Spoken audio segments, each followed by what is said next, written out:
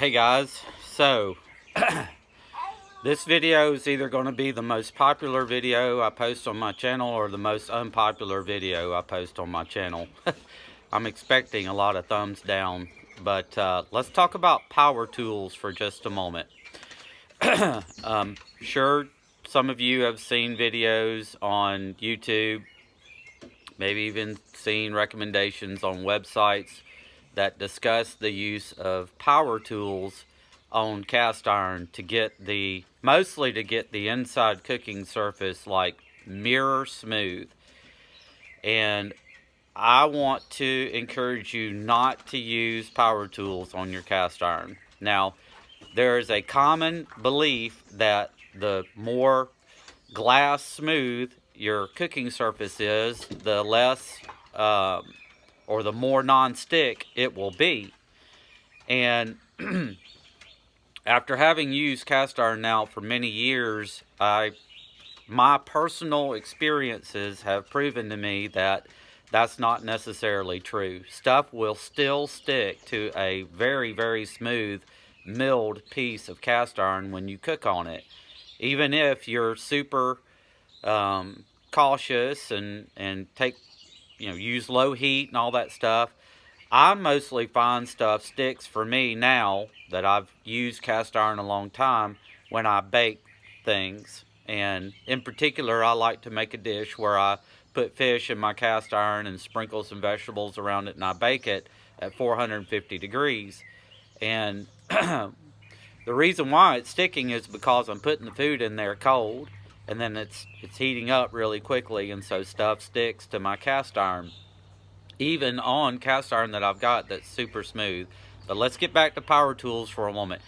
I'm here to tell you it is not necessary to use a power tool, whether it's a grinder or a drill with a stainless steel brush or some sort of a sandpaper or whatever. I've seen these wheels that look like I got my dog here wanting to get on camera, that people use, and they run over the surface of their cast iron. Mostly I see it a lot on modern cast iron, like Lodge skillets and things like that.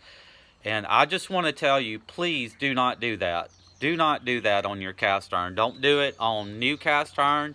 Don't do it on old cast iron. You'll find a lot of Century Series BSR skillets, and this is when I realized it's not necessary to do it, okay?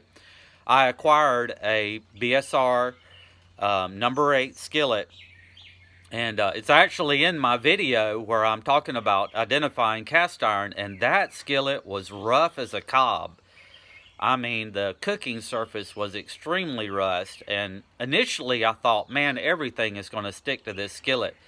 But normally what I do on skillets that I restore or use for the first time, whether being new, is I'll cook some cornbread. I'll bake some cornbread in that skillet, and so I baked some cornbread in that Century Series rough skillet, and nothing stuck to it at all.